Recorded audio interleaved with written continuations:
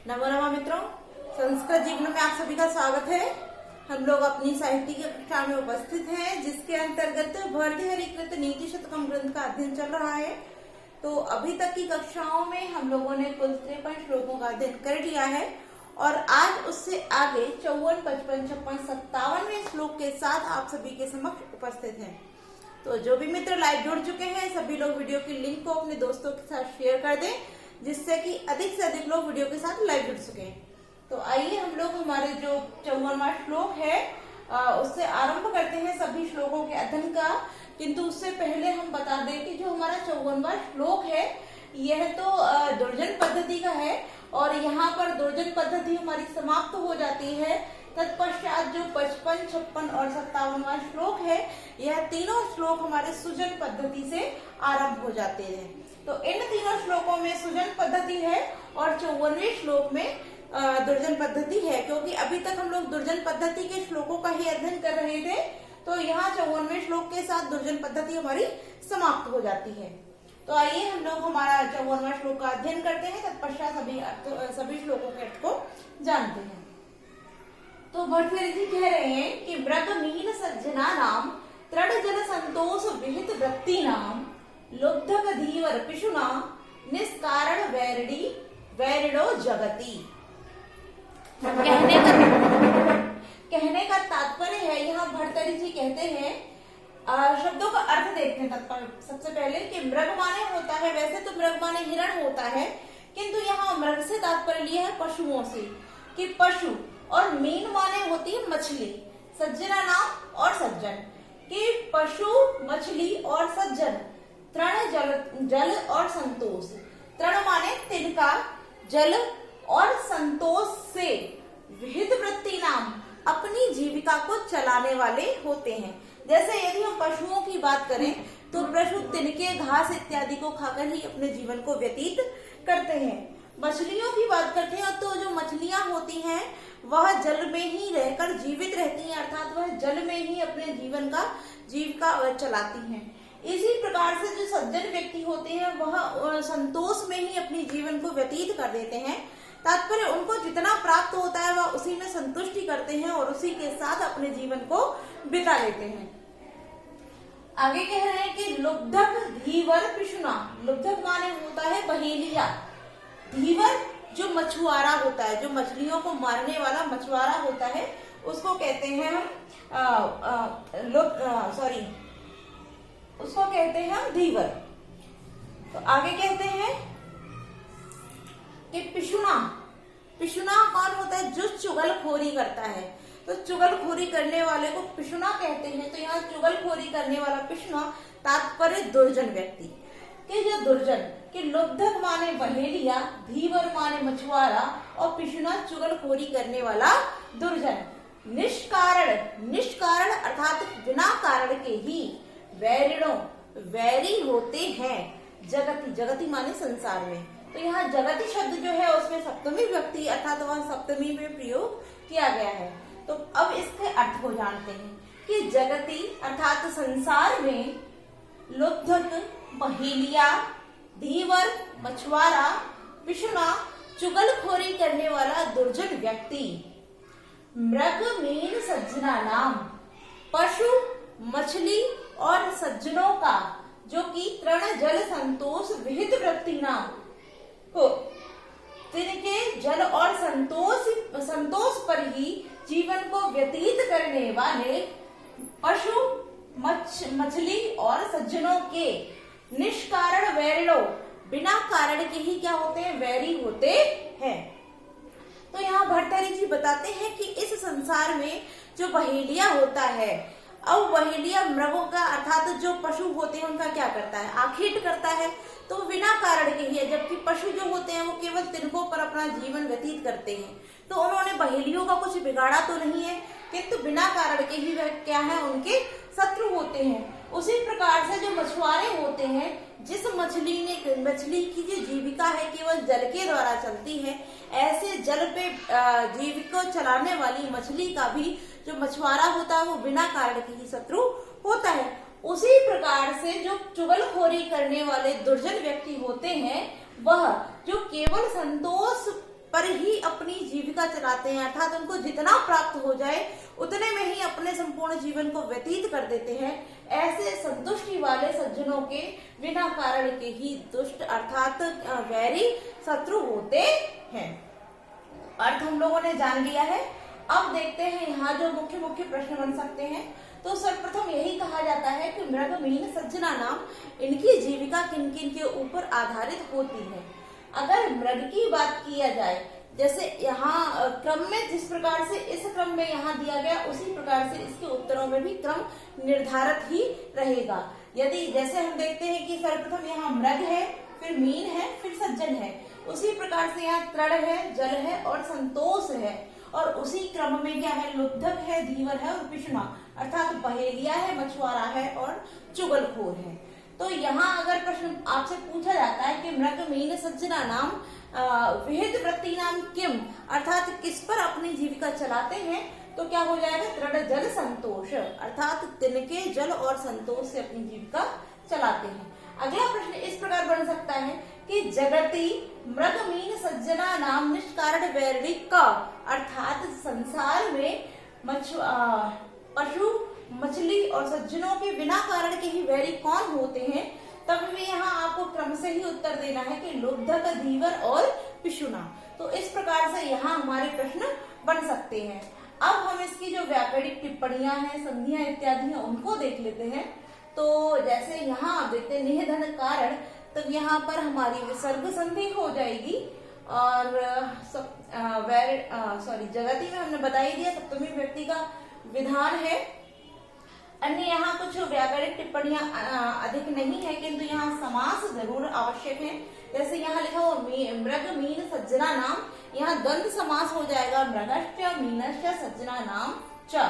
इसी प्रकार से तृण जल संतोष, यहाँ पर भी द्वंद्व समास हो जाएगा, और लुब्धक, धीवर, पिशुना, यहाँ पर भी हमारा द्वंद्व समास ही हो जाएगा। अब यहाँ वैरिणी शब्द जो है इसकी निष्पत्ति देख लेते हैं। तो वैरिणी शब्द जो है, वैर धातु के साथ जब इन्हीं प्रत्यय का योग करते हैं तब यहाँ वैरिणी शब्द हमारा निष्पन्न हो जाता है। और विहित शब्द जो लिखा हुआ विहित, इसकी वे उपसर्ग के साथ धा धातु और धा धातु के साथ जब प्रत्यय का विधान करते हैं तो विहित शब्द निष्पन्न हो जाता है। तो हम लोगों ने हमारे 54वें श्लोक का अर्थ जान लिया है। अब हम हमारे 55वें श्लोक की ओर आगे बढ़ते हैं। तो आइए पहले वाचन कर लें और तत्पश्चात इसके अर्थ को जानते हैं। वांछा सज्जन संगमे पर गुणे प्रीतिर गुरो नम्रता, विद्याया विषणम स्वयोषिति रति लोकापवादात् भयम्, भक्ति शूलिनी शक्तिरात्म दमने संसर्ग मुक्ति खले, एते येषु वसन्ति निर्मल गुणास्तेभ्यो महदेभ्यो नमः।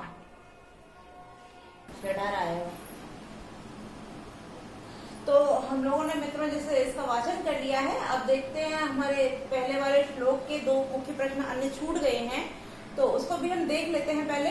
जैसे कि यहाँ अगर अलंकार की बात करें तो 54वें श्लोक में जो अलंकार है वह यथा संख्य अलंकार है, और यदि हम छंद की बात करते हैं तो यह आर्या छंद में हमारा श्लोक लिखा हुआ है।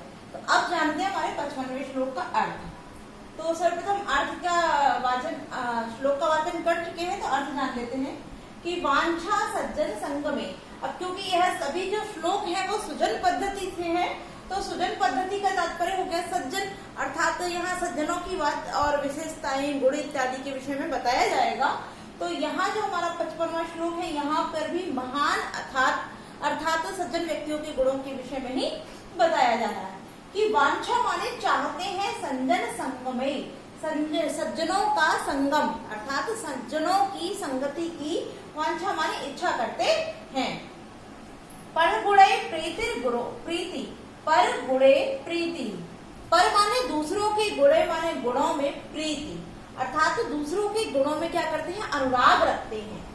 गुरु नम्रता, गुरु के प्रति नम्रता, विनम्रता का भाव रखते हैं, अर्थात जो पूज्य व्यक्ति होते हैं उनके प्रति वह विनम्रता का भाव रखते हैं।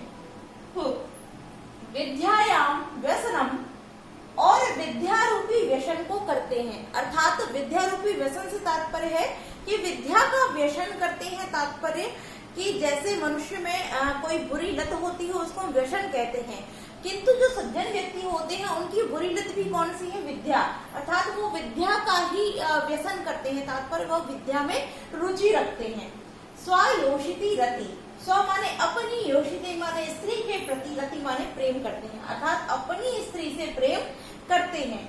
लोकापवाद भयम, लोक अपवाद में भय रखते हैं, अर्थात लोक में अपवाद, तात्पर्य है कि लोक में यदि उनकी बुरी ख्याति फैलती है, उनका कोई अर्थात अयश संसार में न फैल जाए, इस चीज से भय रखते हैं, तात्पर्य इससे डरते हैं।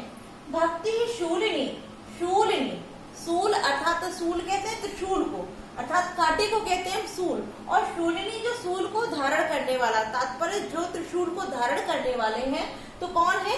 शिव। तो शिव की क्या करते हैं? भक्ति, शिव की भक्ति करते हैं। शक्ति आत्मदमने, शक्ति ही आत्मदमने, आत्मदमन की, आत्मदमन अर्थात आत्मदमन से तात्पर्य होता है अपना दमन करना। अब यहाँ अपने दमन से तात्पर्य क्या है? जो इंद्रियां होती हैं जो कि मनुष्य के वश में नहीं होती हैं, मनुष्य इंद्रियों के वश में होता है, तो ऐसी इंद्रियों को क्या करना? वश में करना, ये क्या कह रहा था? आत्मदमन। तो आत्मदमन की शक्ति रखते हैं। संसर्ग मुक्ति खले, और संसर्ग अर्थात कहते हैं उनकी संसर्ग तात्पर्य है संगति से, मुक्ति, उन सज्जन क्या बोलते हैं इसको?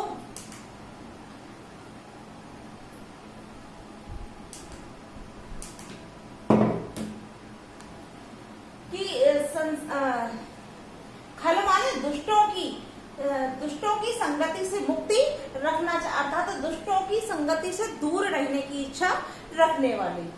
तो आगे बोलते हैं कि एते येषु वसंती, एते माने ये, निर्मल गुणा, ये निर्मल गुण, येषु वसंती, येषु माने जिनमें, वसंती माने रहते हैं, ये निर्मल गुण जिसमें रहते हैं, तेभ्यो महदभ्यो नमः, तेभ्यो माने उन, महदभ्यो महान व्यक्तियों को, नमः माने नमस्कार है, कि उन ऐसे महान व्यक्तियों को नमस्कार है।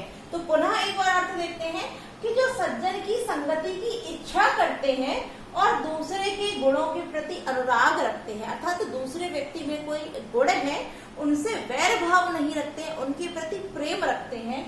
और जो सज्जन व्यक्ति हैं, ऐसे सज्जनों के प्रति जो व्यक्ति इन लोगों की, जो सज्जनों की संगति की इच्छा रखते हैं, तो सज्जनों की संगति की इच्छा रखते हैं, दूसरे के गुणों के प्रति अनुराग रखते हैं, और अपने गुरु से तात्पर्य है जो गुरुजन होते हैं, पूज्य होते हैं, ऐसे गुरुजनों के प्रति नम्रता रखते हैं, तात्पर्य विनम्रता का भाव रखते हैं। विद्या में व्यसन, अर्थात विद्या का व्यसन करते हैं, तात्पर्य विद्या में रुचि रखते हैं। स्वयोषिति रति, अपनी स्त्री में प्रेम करते हैं, अर्थात अपनी ही स्त्री के प्रति प्रेम भाव को रखते हैं। और लोकापवादाद भयम, लोक के अपवाद में भय, अर्थात उनकी कोई भी बुराई, कोई अपयश इस संसार में ना फैल जाए, उनका लोकापवाद ना हो जाए, इस बात से डरते हैं। शिव की भक्ति करते हैं और इंद्रियों के दमन की शक्ति भी रखते हैं, और दुष्ट जनों की संगति से मुक्ति की इच्छा करते हैं, अर्थात मुक्ति को चाहते हैं। एते, यह निर्मल गुण, ऐसे निर्मल गुण अर्थात ऐसे स्वच्छ गुण, येषु वसंती, जिनमें बसते हैं, तेभ्यो महदभ्यो नमः, ऐसे महान व्यक्तियों में को नमः माने नमस्कार है। अब यहाँ हम देखते हैं कि यहाँ नमः लिखा हुआ है, तो तेभ्यो महदभ्यो, इन दोनों में चतुर्थी व्यक्ति का प्रयोग किया गया है, क्योंकि नमः के योग में नमः, स्वस्ति, स्वाहा, स्वधा, अलम, बसट, योगाच सूत्र से चतुर्थी ही हो जाती है। तो यहाँ तेभ्यो महदेभ्यो में नमः के योग में चतुर्थी व्यक्ति हो गई है। तो अब क्योंकि अर्थ हम लोगों ने जान लिया, ये सभी गुण किसके बताए गए हैं, तो महान व्यक्तियों के ही ये सभी गुण बताए गए हैं। तो अब भरतेरी जी ने बताया है कि जो ये सभी गुण हैं वो किसके हैं, महान अर्थात सज्जन व्यक्तियों के अंदर ये सभी प्रकार के गुण विद्यमान रहते हैं। तो अब देखते हैं यहाँ से जो प्रश्न बन सकते हैं। सर्वप्रथम यहाँ प्रश्न यही बन जाता है कि महान लोगों की गुणों की संख्या कितनी है, अर्थात जो महान व्यक्ति होते हैं, जो निर्मल हृदय वाले व्यक्ति होते हैं, उनके अंदर कितने प्रकार के गुण विद्यमान होते हैं। तो आइए इसको भी काउंट कर लेते हैं। जैसे वांछा सज्जन संग में 1 हो जाएगा, पर गुणे प्रीति 2, गुरोर नम्रता 3, विद्याया विशन 4, स्वायोषिति रति 5, लोकापवाद भयम 6 और भक्ति शूलिनी अर्थात शूलिनी भक्ति 7 और शक्तिरात्म दमले 8 और संसर्ग मुक्ति खले। इस प्रकार से 9 गुणों के विषय में, महान व्यक्तियों के 9 गुणों के विषय में यहाँ भर्तृहरि जी ने वर्णन किया है। अब इस प्रकार से भी प्रश्न बन सकता है कि आत्मदमने शक्ति अर्थात आत्मदमन की शक्ति किसके अंतर्गत होती है? तो महादव्यो अर्थात महान व्यक्तियों के अंतर्गत। पर गुणे प्रीति कौन रखता है? तो यानी कि जितने गुण बताए गए हैं प्रत्येक गुण से प्रश्न बन सकता है। सज्जन संग में वांछा का अर्थात सज्जन के साथ संगति की इच्छा कौन करता है? तो महान जन। इस प्रकार से प्रत्येक गुण से एक एक प्रश्न बन सकता है। अब ऐसे एक एक प्रश्न को यहाँ बताएं तो बहुत समय लगेगा। आप इस चीज को कर सकते हैं आराम से कि लोकापवाद से भय कौन करता है? तो जो सज्जन व्यक्ति होते हैं वह लोकापवाद से भय इत्यादि रखते हैं। तो हम लोगों ने श्लोक का अर्थ जान लिया है। अब जो कि साहित्यिक प्रश्न हो सकते थे वह देख लिए हैं। अब हम अलंकार और हमारे जो छंद इत्यादि है उसको भी देख लेते हैं। अगर हम छंद की बात करें तो यहाँ शार्दूल विक्रीडित छंद में लिखा गया है और अलंकार स्पष्ट रूप से नहीं बताया गया है कि यहाँ कौन सा अलंकार है, तो इस कारण अलंकार क्लियर नहीं हो सकता है। लेकिन छंद जो हमारा वो शार्दूल विक्रीडित है। अब हम इसकी जो मुख्य व्याकरणिक टिप्पणियां हैं उनको देख लेते हैं, जहाँ से समास है और हमारी संधि इत्यादि है तो उनको देख लेते हैं। अब यहाँ शब्द सबसे पहले तो सज्जन संग में, तो यहाँ सज्जनस्य संग में अर्थात सज्जनों की संगति, तब यहाँ षष्ठी तत्पुरुष समास हो जाएगा। आगे देखते हैं हम, यहाँ पर हमारा लिखा हुआ है संगम। यहाँ संगम जो शब्द है इसमें सम उपसर्ग पूर्वक गम धातु के साथ जब कित प्रत्यय का विधान करते हैं, सॉरी कित नहीं अप प्रत्यय का विधान करेंगे तब यहाँ संगम शब्द हमारा निष्पन्न हो जाएगा। और आगे देखते हैं नम्रता। तो नम्र धातु के साथ तल प्रत्यय का विधान करने से नम्रता शब्द बनता है। विद्याया में षष्ठी व्यक्ति है। व्यसनम की बात करें, व्यसन शब्द जो है तो व्यसन शब्द वैसे हम कई बार इसका अध्ययन कर चुके हैं कि व्यसन शब्द की निष्पत्ति किस प्रकार होती, किंतु पुनः एक बार देख लेते हैं। वे उपसर्ग पूर्वक अस धातु के साथ जब लिट्यु प्रत्यय का विधान करते हैं तो व्यसनम शब्द हमारा निष्पन्न हो जाता है। स्वयोषिति, स्वयोषिति तो यहाँ भी षष्ठी तत्पुरुष स्वस्य योषिति अपनी स्त्री, तब यहाँ पर भी षष्ठी तत्पुरुष समास हो जाएगा। लोकापवाद, लोकस्य अपवाद लोकापवाद अर्थात यहाँ पर भी षष्ठी तत्पुरुष समास हो जाएगा। किंतु यदि आपसे विभक्ति पूछी जाती है तो आप देख रहे हैं लोकापवादाद भयम अर्थात लोकापवाद से भय। तो यहाँ भय के योग में भीर नाम भय हेतु से पंचमी विभक्ति का विधान यहाँ पर किया गया है। आगे देखते हैं हमारा शब्द जो लिखा हुआ है, यहाँ पर जो रति शब्द छूटा है तो रति शब्द की बात करें तो रम धातु के साथ जब कितिन प्रत्यय का विधान करते हैं तो रति शब्द हमारा निष्पन्न हो जाता है। अब जैसे यहाँ शूलिनी शब्द दिया है, शूलिनी, तो शूल के साथ शूल धातु के साथ जब इन्हीं प्रत्यय का विधान करते हैं तो शूलिनी शब्द हमारा निष्पन्न हो जाता है। आगे लिखा हुआ है भक्ति, तो भज धातु के साथ जब तिन प्रत्यय का विधान करते हैं तब भक्ति शब्द निष्पन्न होता है। आगे हमारा लिखा हुआ है यहाँ पर निर्मल गुणा, तो यहाँ पर निर्मल गुणा जो शब्द है इसमें गुणों की विशेषता बताई जाने के कारण यहाँ कर्मधारय समास है। और जैसा कि हम लोगों ने यहाँ विभक्ति जान ही ली है, नमा के योग में यहाँ पर तेभ्यो महादव्यो में चतुर्थी विभक्ति का विधान किया गया है। आगे हम यहाँ देखते हैं, यहाँ पर शब्द लिखा हुआ हमारा मुक्ति, तो मुक्ति में मुझ धातु के साथ मुझ धातु के साथ कितन प्रत्यय के विधान से मुक्ति शब्द निष्पन्न होता है। और यदि शक्ति की बात करें तो शक के साथ कितन प्रत्यय के विधान से शक्ति शब्द निष्पन्न हो जाता है।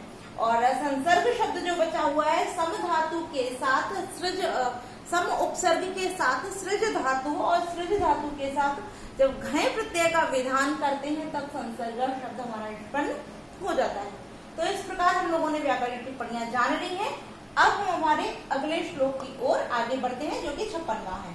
तो आइए पहले वाचन कर लेते, तत्पश्चात इसके अर्थ को जानते हैं।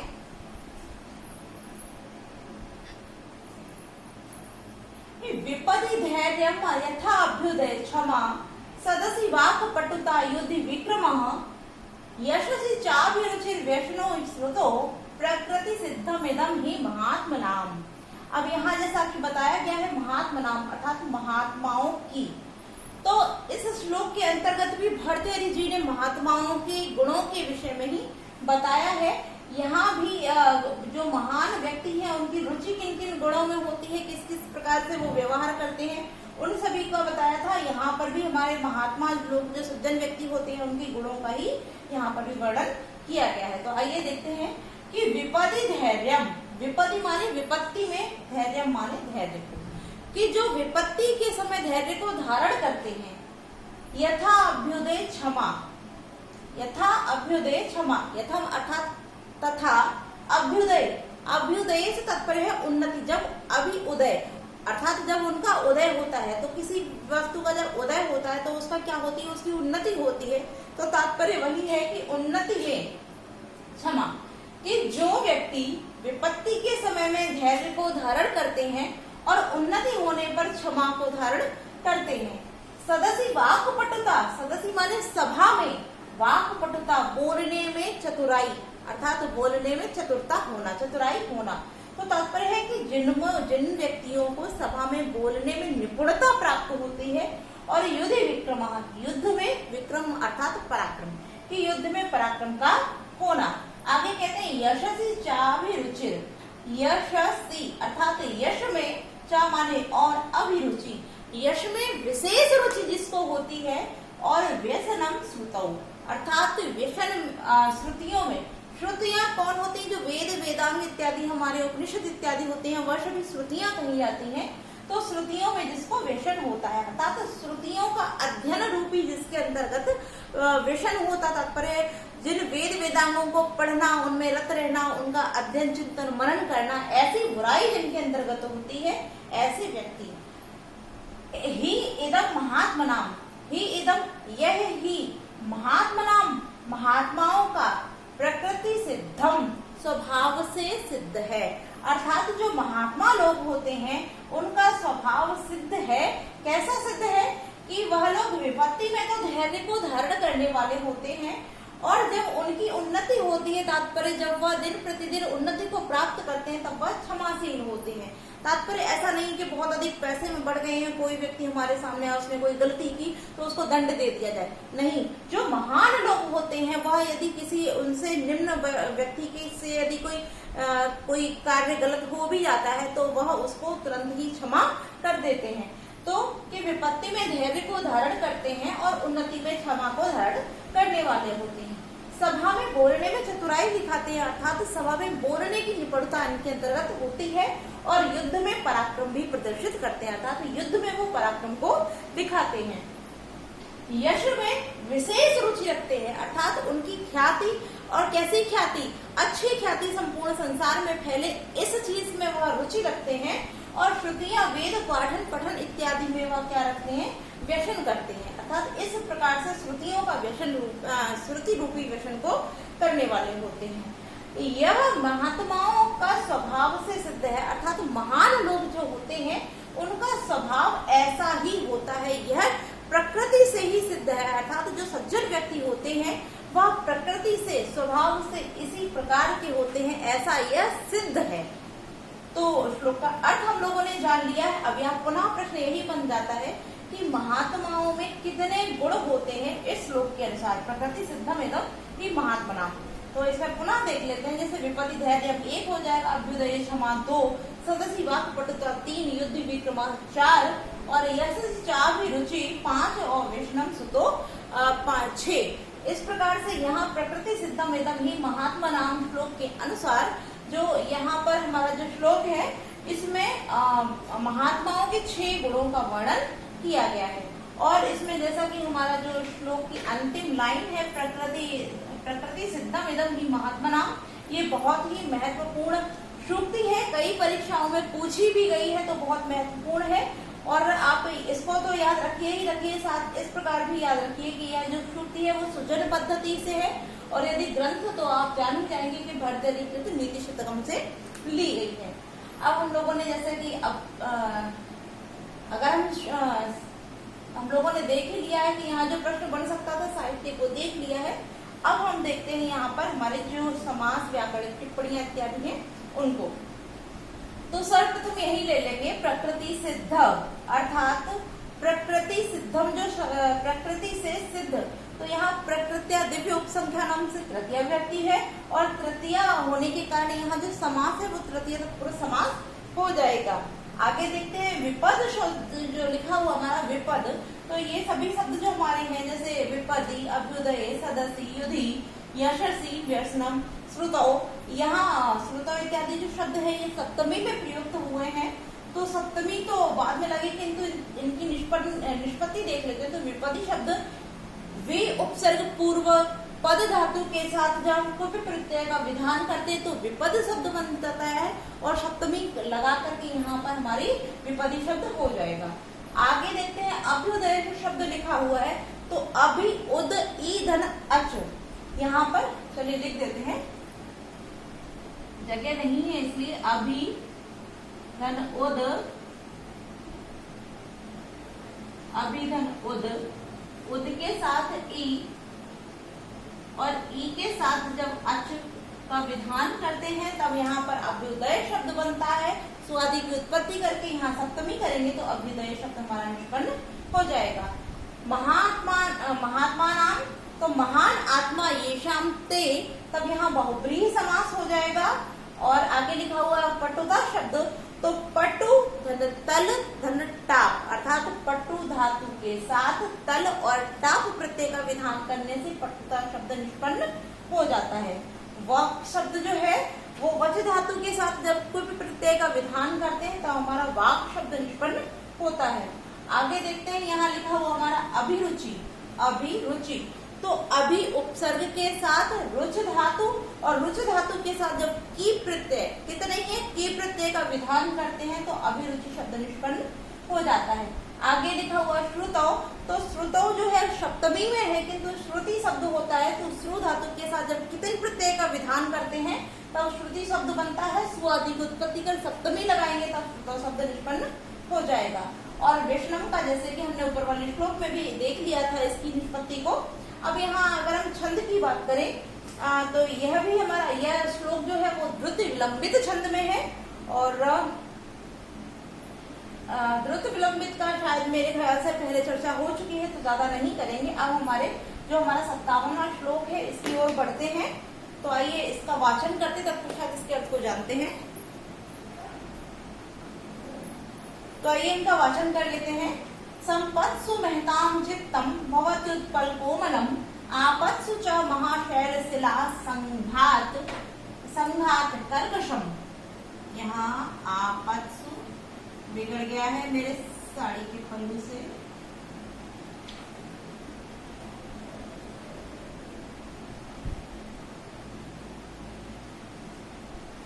अब दिख रहा होगा।